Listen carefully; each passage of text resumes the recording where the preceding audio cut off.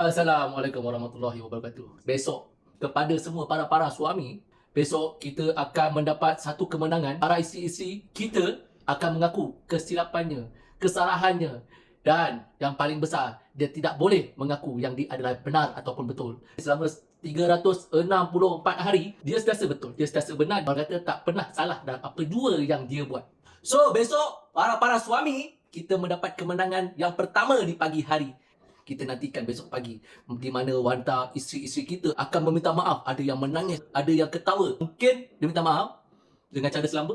Kita tengokkan besok.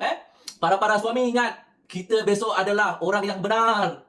Kita besok adalah orang yang betul. Kita boleh membuka semua kesalahan-kesalahan isteri kita di pagi hari esok. Ingat, esok adalah kemenangan kita. Jangan korang sia-siakan kemenangan kita besok pagi. Assalamualaikum warahmatullahi wabarakatuh. Selamat Hari Raya Aidilfitri. Maaf zahir dan batin. Maafkan saya jika ada salah dan silap. Sepanjang perkenalan kita, sepanjang persahabatan kita, okay? Apa-apa pun, terima kasih yang ada support saya daripada dulu sampai sekarang. Okay? Assalamualaikum. Jangan lupa, saya tak bagi duit raya. Ciao.